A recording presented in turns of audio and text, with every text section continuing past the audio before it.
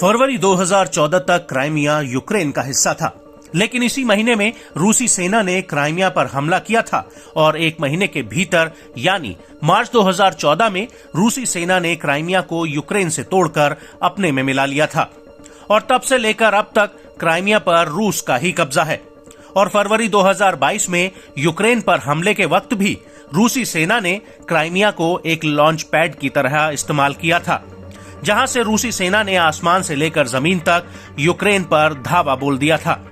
यहां तक कि क्राइमिया का पुल यानी क्रैक ब्रिज यूक्रेन में रूसी सेना के लिए सैन्य रसद सप्लाई का मुख्य साधन है और यही वजह है कि यूक्रेन बार बार क्राइमिया पर हमले करके इसे अपने कब्जे में लेना चाहता है। लेकिन इस सब के बीच नेटो देश पोलैंड ने क्राइमिया को लेकर एक ऐसा बयान दिया है जिससे यूक्रेनी राष्ट्रपति वोलोदिमीर ज़ेलेंस्की को अभी तक का सबसे बड़ा झटका लगा है।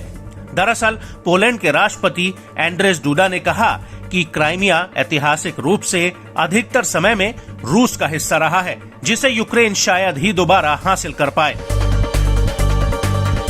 दरअसल एक यूट्यूब चैनल से बात करते वक्त पोलैंड के राष्ट्रपति आंद्रेस डूडा ने ये बयान दिया है। उन्होंने कहा कि मुझे नहीं पता कि यदि यूक्रेन क्राइमिया को दोबारा हासिल कर पाएगा, लेकिन मुझे लगता है कि ये दोनेत्स्क और लुहांस्क को दोबारा हासिल कर सकता है। क्राइमिया का ऐतिहासिक कारणों को मिलाकर एक विशेष स्थान है। हकीकत में यदि हम देखें तो ऐतिहासिक रूप से ये अधिकतर समय में रूस के हाथों में रहा है।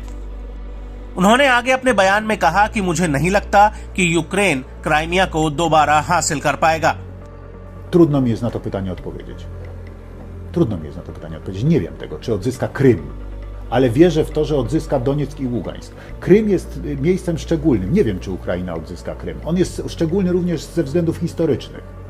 Ponieważ w istocie, jeżeli popatrzymy historycznie, to przez więcej czasu był w gestii Rosji. Natomiast ja wrócę do tego.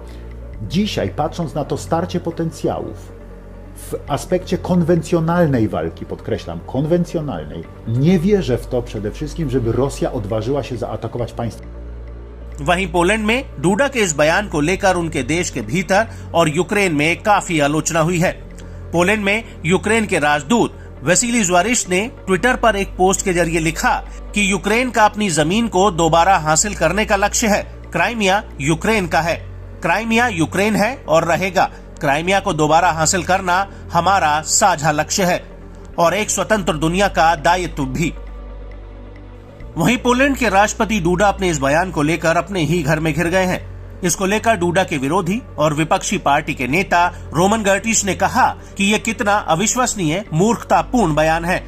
मैं मिस्टर डूडा को ये याद दिलाना चाहूंगा कि हमारे देश में ऐसे शहर हैं जिनका इतिहास अन्य देशों के मुकाबले पोलैंड के साथ कम अवधि से जुड़ा हुआ है।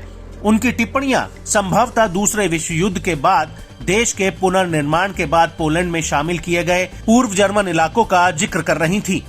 रूस ने यूक्रेन पर हमला किया और अंतर्राष्ट्रीय रूप से मान्यता प्राप्त क्राइमिया को मिलाकर यूक्रेन की जमीन पर कब्जा कर लिया।